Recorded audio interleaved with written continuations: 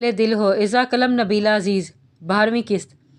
Oh no, ये तो सुबह से बुखार में पड़ी है और दिन भर अकेली। मखतूम को अपनी सुबह वाली उजलत लेकिन आज वो घर पर पे ही था। गफलत याद आते ही नदामत हुई। वो कपड़े चेंज किए बिना डॉक्टर को बुला लाया और फिर रात भर इसके सराहने बैठना पड़ा था। कल की रात इसने आंखों में काटी थी, आज की रात वो कुर्सी संभाल चुका था। वो काफ़ी कमज़ोर हो चुकी थी और मतवातर इतने दिनों से जहनी टेंशन का शिकार थी, इसलिए इतने शदीद बुखार में साफ जवाब दे गए थे।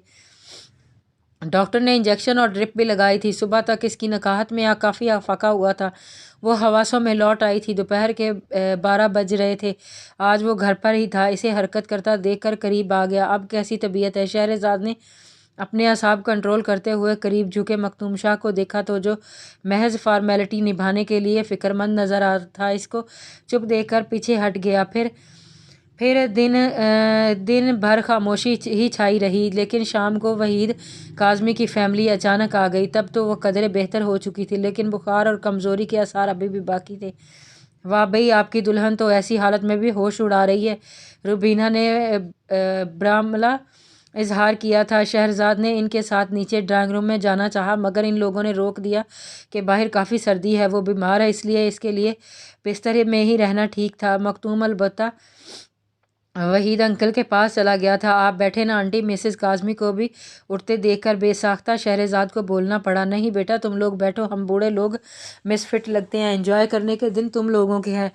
मिसेस काज़मी प्यार से शहरज़ाद के गाल थपथपा कर मुस्कुराती हुई चली गई। वो दिल की मरीज़ा थी। कुछ अरसे पहले इनका बाईपास हुआ था और अभी भी वो मुकम्मल ठीक नहीं हुई थी। फिर भी इनके चेहरे पर बशाशत और सुकून का पहरा था। वो बहुत ग्रेसफुल थी। शहरज़ाद को अपनी माँ का ख्याल आ गया और आंखें नम हो गई थी। भाभी, आपको आते ही बीमार नहीं होना चाहिए था। भाई तो बोर हो गए होंगे, अमीना ने मासूमियत से कहा था, और वो लफ्ज़ भाभी पर चौंक गई थी। एक नया रिश्ता, एक नया ताल्लुक़, एक नया नाम मिल रहा था, लेकिन किसके हवाले से मखदूम शाह के साथ ऐसा बंधन बंध जाएगा, इसने कभी सोचा भी नहीं था। भाभी, लगता है आपको अभी भी आराम की ज़रूरत है। हमने आपको डिस्टर्ब कर दिया। इसे सोचों में गुम देखकर अमीना और रुबीना मायूस सी हुई और शहरज़ाद चौंक गई थी। नहीं नहीं, मेरा ध्यान कहीं और चला गया था। तुम लोग बैठो, इतने दिनों बाद फ्रेश चेहरे देखकर अच्छा लग रहा है। इसने रुबीना का हाथ पकड़ लिया था। फिर दोनों बहनों की बातें और शरारतें शुरू हुईं कि शहरज़ाद अपना गम और तबीयत ख़राब होने के बावजूद मुस्कुराने पर मजबूर हो गई थी, और वो 2 घंटे मतवातर उन्होंने शहरज़ाद को भरपूर कंपनी दी थी।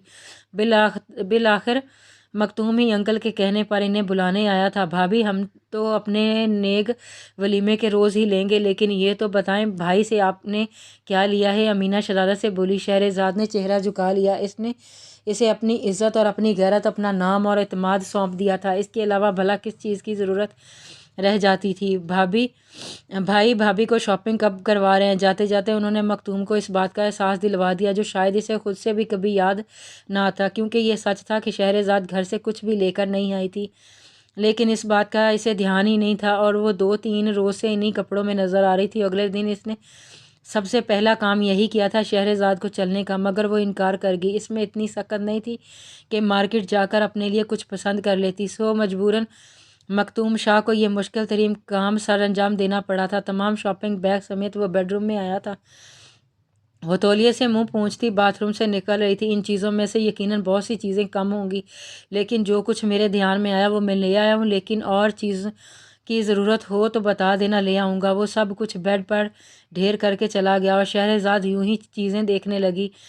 3-4 नफीस से ड्रेस, सैंडल्स, चप्पल, तौलिया, ब्रश, बल्कि ज़रूरत की तमाम अशिया मौजूद थीं। शहरज़ाद का चेहरा सुरख और नज़रें झुक गई थीं, जैसे हर चीज़ का पता हो। इसे बताने का क्या फ़ायदा? वो खिफ़्फ़त से सोचती हर चीज़ उठाकर अलमारी में रखने लगी, और इतने में टेबल पर रखा मखतूम शाह का मोबाइल फ़ोन बज उठा था। वो मोबाइल उठाकर मखतूम को देने का इरादा रखती थी, मगर मैमूना पुप्पो का नंबर देखकर सब्र न हुआ और कॉल रिसीव कर ली। हेलो पुप्पो। इसका लहजा एक पल में भीगा था। शहरज़ाद, कैसी हो बेटा? मैमूना पुप्पो का तमाम हालात का इल्म हो चुका था। मैं बिल्कुल ठीक हूँ। अलग से आंसू उतरने लगे थे। अरे नहीं मेरी जान, रोते नहीं है। बहादुर बनो, अल्लाह ताला ने बहुत करम किया, इज़्ज़त भी बच गई और ज़िंदगी भी। इंशाल्लाह आइंदा भी बेहतर होगा, उन्होंने तसल्ली दी थी। पुप्पो सब मुझे नापाक, वो कहते कहते रो पड़ी और इतनी शिद्दत से रोई कि मैमूना पुप्पो कुछ देर बोल ही ना पाई। वो اس کا دکھ سمجھ رہی تھی۔ شہرزاد کا اغوا اس کے دامن کو مشکوک کر گیا تھا۔ سب کی نظروں میں اس کی پاکیزگی فنا ہو چکی تھی۔ بیٹا یہ سب کی گندی سوچ ہے، گندی ذہنیت ہے، تم پریشان مت ہو بلکہ اللہ کا شکر ادا کرو، مکتوم تمہارا ہم سفر بنا ہے اور وہ ایسی گھٹیا سوچ نہیں رکھتا، وہ ہمیشہ تمہاری عزت اور قدر کرے گا۔ مجھے اس پر فخر ہے کہ اس نے اتنا بڑا اور مضبوط قدم اٹھا کر دل خوش کر دیا۔ وہ اسے سمجھا رہی تھی اور انہوں نے اور بھی انجانے کیا کچھ سمجھایا تھا، لیکن شہرزاد کچھ نہ سن رہی تھی۔ اس کے زخم پھر سے ادھڑ گئے تھے۔ شہرزاد ہمیں تم سے یہ امید نہیں تھی کہ تم تو بالکل ہی ہمت ہار بیٹھو گی۔ بیٹا ہم اپنے آپ کو سنبھالو، حالات کو فیس کرو، دیکھو وہ بھی تم تو ہے تمہارے لیے اتنے لوگوں کے سنبھالنے پر ڈٹ گیا، سب کچھ چھوڑ دیا۔ لڑکیوں کو ایک نہ ایک دن سسرال جانا ہی ہوتا ہے، اپنے ماں باپ بہن بھائی سب کو چھوڑنا ہی ہوتا ہے، لیکن کوئی مرد کسی کے لیے اپنے آباء و اجداد چھوڑ دینے کا حوصلہ کبھی نہیں کر سکتا۔ جتنی اکیلی اور پریشان تم ہو اتنا ہی اکیلا اور پریشان وہ بھی ہے، لیکن پھر بھی ثابت قدمی کا ثبوت دے رہا ہے۔ تم دونوں کو اچھے طریقے سے زندگی کی شروعات کرنی چاہیے۔ پہلے بھی تم دونوں لاہور میں ہی رہتے تھے، لیکن فرق اتنا ہے اب ساتھ ہو، ایک ساتھ چلو، ایک دوسرے کا احساس کرو۔ اگر احساس ہوگا تو محبت بھی ہوگی، سمجھ رہی ہو نا؟ وہ مدھم آواز میں شہرزاد کو سمجھا رہی تھیں اور حتیٰ الامکان ان کی باتوں کو سمجھنے کی کوشش کر رہی تھی۔ یعنی اب اسے مکتوم شاہ کے ساتھ مغرور سی کزن نہیں، بیوی بن کر رہنا تھا۔ اور پھر وہ شہرزاد جو کبھی اپنے گھمنڈ اور غرور اور ہٹ درمی اور ضد سے نیچے آنے کا کبھی سوچتی بھی نہیں تھی، اس نے اپنے آپ ہر چیز کے نیچے دبا دیا تھا۔ وہ خاک ہوئی تھی، سو اس نے اپنے آپ کو خاک کر دیا تھا، کیونکہ وہ جان چکی تھی انسان خاک ہے، مٹی کا پتلا۔ اب وہ کانچ کا پیکر یا پتھر کا مجسمہ بننے کی کوشش کرے گا بھی تو اپنی ہی خاک کو دھول اڑائے گا، اور جب اپنی ہی دھول اڑتی ہے تو بڑی تکلیف ہوتی ہے۔ اس تکلیف کو وہ سہ چکی تھی، اس لیے اب خاک کو خاک سمجھنے کا ہنر آ گیا تھا، اور یہ بھی سمجھ آ گیا تھا کہ گزشتہ زندگی میں کیا کیا غلطی کرتی رہی ہے۔ انسان غلطیوں سے اس وقت سنبھلتا ہے جب کوئی بڑی ٹھوکر کھاتا ہے، وہ بھی یہ ٹھوکر کھا چکی تھی، سو اب قدم سنبھل چکے تھے اور وہ مکتوم شاہ کے وسیع ظرف کی مترافع ہو چکی تھی اور خود کو اس کے سامنے نظر اٹھانے کے قابل بھی نہیں سمجھتی تھی۔ وہ اس کی مجرم اور گناہگار تھی، اور اسی وجہ سے ابھی تک دونوں میں اجنبیت، اور یہ اجنبیت سب سے زیادہ مکتوم کی طرف سے تھی، اور وہ اس تمام ضرورتیں پوری کر کے خود کو ابھی سے لاتعلق رکھے ہوئے تھا، مگر شہرزاد اس سے لاتعلق نہیں تھی۔ اس نے اس گھر سے اور اس گھر کے مالک سے جڑے ہر تعلق کو قبول کر لیا تھا، کیونکہ وہی اس کی زندگی اور زندگی کا حاصل تھا۔ اسے لگ رہا تھا کہ اسے بے وجہ ہی محبت ہو چلی ہے۔ وہ مکتوم شاہ کی سرد و سپاٹ کیفیت سے کبھی کبھی گھبرا جاتی تھی، لیکن پھر خود ہی اپنے آپ کو تسلیاں دینے لگتی تھی، اور ان تسلیوں میں امینا اور ربینہ کا بھی ہاتھ تھا۔ وہ شہرزاد کا نئی زندگی کی شروعات میں کافی زیادہ ساتھ دے رہی تھی، اور انہوں نے مکتوم کے منع کرنے کے باوجود ایک چھوٹی سی ولیمے کی پارٹی رکھ لی تھی، اور اس تیاریوں میں وحید انکل بھی پیش تھے۔ ان کی 4 بیٹیاں تھیں، 2 شادی شدہ تھیں اور کینیڈا میں مقیم تھیں، اور 2 ابھی تک غیر شادی شدہ اور ہواؤں میں اڑتی پھر رہی تھیں۔ دونوں ہی بے حد شرارتی تھیں۔ ان کو دیکھ کر مکتوم کو زرش اور سحرش کا خیال آتا تھا، اور پھر کبھی کبھی تو دل میں یہ خواہش بھی آہ بھر کر رہ جاتی تھی کہ کاش میری بھی کوئی بہن ہوتی اور وہ اسے ڈھیروں پیار کرتا، لیکن وہ جب اسے اپنا بھائی کہتی تو اسے اچھا لگتا تھا۔ آج تو کچھ زیادہ ہی چمک رہی تھیں۔ یہ دونوں بیڈ روم میں گھسی ہوئی تھیں۔ دل تھام لیجیے، ہم بھابھی کو نیچے لا رہے ہیں، ربینہ نے شرارت سے چھیڑا تھا، اور وہ وحید انکل کے سامنے ان کی چھیڑ سے نہ چاہتے ہوئے بھی نروس ہونے لگا تھا۔ کیوں شرم آ رہی ہے؟ اتنے لوگوں کے سامنے شادی کے لیے لڑتے جھگڑتے شرم نہیں آئی؟ وحید کاظمی بیٹیوں سے بڑھ کر تھے۔ انکل ایک بات پوچھوں؟ وہ شرٹ کے بازو فولڈ کرتے ہوئے نارمل انداز میں بولا۔ پوچھو، آج بہو کی خوشی میں اجازت ہے۔ آپ ایسے کاموں میں کچھ زیادہ ہی خوش رہتے ہیں، کسی کی خفیہ شادی اور کسی کا 4 دیواری میں ولیمہ کروا کے کہیں ایسا ہی کوئی خفیہ کام۔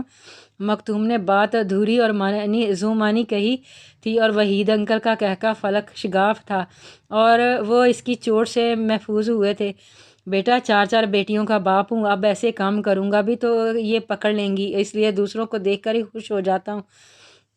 انہوں نے قریب آتی شہرزاد کے سر پر دست شفقت رکھا تھا، اور مکتوم نے دیکھا وہ کسی کے سر پر ہاتھ رکھ رہے ہیں، اور اسے دیکھنے ہی دیکھنے میں سب کی نظروں میں آ گیا تھا۔ وہ گولڈن اور گرین کمبینیشن کی انتہائی نفیس اور کامدار ڈریس میں تھی، اور نفاست سے کیے گئے میک اپ اور ہلکی پھلکی جویلری میں سچ مچ مدہوش کرنے کے در پر تھی۔ امینا نہ چونکتی تو یقیناً وہ نظر نہ ہی ہٹا پاتا۔ نیگ ذرا بھاری والے تیار رکھیں، اتنی محنت کی ہے ہم نے، دونوں بہنوں نے انفارم کیا، اور وہ ان کی محنت اور محبت کا حق سمجھ کر سارا ہلا چکا تھا۔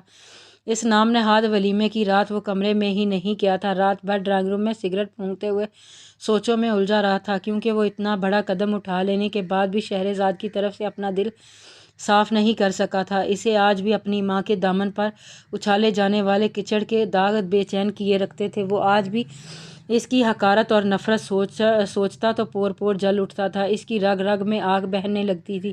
وہ شہرزاد کی طرف مائل بھی ہونا چاہتا تو نہیں ہو سکتا تھا، کیونکہ اسے معلوم تھا کہ وہ اسے ناپسند کرتی ہے، وہ شاید ارغمان کو چاہتی ہو، اسے سوچتی ہو، ایسے میں وہ اس پر اپنا استحقاق اور تسلط نہیں جمانا چاہتا تھا۔ وہ اسے تو قبول کر چکا تھا، لیکن اس کی بہت سی چیزوں کو قبول نہیں کر پا رہا تھا۔ وہ عجیب دوراہے پر کھڑا تھا، اور یہ دوراہا جوانی کی پہلی نظر سے چلا آ رہا تھا۔ ایک طرف دل تھا تو ایک طرف دماغ، ایک طرف شہرزاد تھی تو ایک طرف ماں باپ، ایک طرف بے خودی تھی تو ایک طرف بے رخی، اور وہ ہمیشہ اس تو کے بعد کوئی باتوں کو مانتا آ رہا تھا۔ اس نے ہمیشہ دماغ کا کہنا مانا تھا، اس نے ہمیشہ ماں باپ کو چاہا تھا، اس نے ہمیشہ بے رخی پر یقین رکھا تھا، بے خودی کو تو وہ ہمیشہ خود ہی اپنے قدموں تلے رون ڈالتا تھا۔ اس لیے اب اس دوراہے سے خود کو ہٹانے کے لیے اپنے آپ سے ہی الجھ پڑا تھا، اور ایک وہ تھی جو اکیلی ہی سنبھل گئی تھی اور اپنے اچھے برے کو جاننے کے قابل ہو گئی تھی۔ اس نے رات بھر اس کا انتظار کیا تھا، وہ اتنا سنگ دل ہو چکا تھا،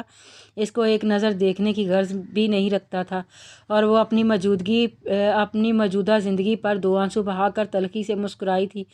جو بویا ہو وہ کاٹنا تو پڑتا ہی ہے محترمہ شہرزاد، اس نے خود کلامی کی تھی اور آہستہ آہستہ تمام زیورات اتارنے لگی تھی۔ ایک اور صبح کنارے آ لگی تھی اور ایک نیا دن نئی رات کو ڈھونڈنے نکل چکا تھا۔ شاید اسے رات مل ہی جاتی، مگر اپنا آپ گنوا کر، بالکل ایسے جیسے محبت انسان کے دل کو کھا کر جوان ہوتی ہے، پھر محبت تو رہتی ہے مگر دل نہیں رہتا، اس طرح رات تو رہتی ہے دن نہیں رہتا۔ جیسے شہرزاد تو رہ گئی تھی مگر مکتوم نہیں رہا، حالانکہ وہی تو اسے ڈھونڈنے نکلا تھا اور ڈھونڈ کر خود کھو گیا تھا۔ رفتہ رفتہ خود بخود زندگی روٹین پر آتی چلی گئی اور ان دونوں کو ہی پتہ ہی نہ چلا کہ کیسے سب کچھ نارمل اور اپنے اپنے مقام پر فٹ ہو گیا تھا، اور وہ اپنے آفس سنبھال رہا تھا اور وہ گھر سنبھال چکی تھی۔ اگرچہ مکتوم نے اسے یونیورسٹی جوائن کرنے اور اپنا آخری سیمسٹر کلیئر کرنے کے لیے اجازت دی تھی اور اصرار بھی کیا تھا، مگر وہ اونچے اونچے سپنے اور خود کو بہت اعلیٰ چیز سمجھنے کے دور سے نکل آئی تھی۔ اب جب اسے اس چار دیواری کے لیے ہی جینا تھا تو وہ اس چار دیواری کو ہی اپنا بنا کر رکھنا چاہتی تھی۔ اب خود کچھ بن دکھانے کا شوق جاتا رہا تھا، اب بیوی بن کر دکھا دیتی، یہی کامیابی تھی۔ آج اتوار تھا اور وہ گھر پر ہی تھا۔ شہرزاد سارے کام کر کے اوپر چلی گئی تھی، اس کا ارادہ بیڈ روم صاف کرنے کا تھا، مگر مکتوم لانچ میں بیٹھا بے دھیانی اور سستی سے ٹی وی دیکھنے میں محو تھا، اور اتوار کو کوئی کام نہیں ہوتا تھا اور وہ گھر پر بور ہو جاتا تھا۔ ابھی بھی ڈھیلے ڈھالے براؤن کلر کے شلوار سوٹ میں وہ صوفے پر نیم دراز لیٹا چینل سرچ کر رہا تھا جب موبائل بج اٹھا تھا۔ ٹو بی کنٹینیوڈ جاری ہے۔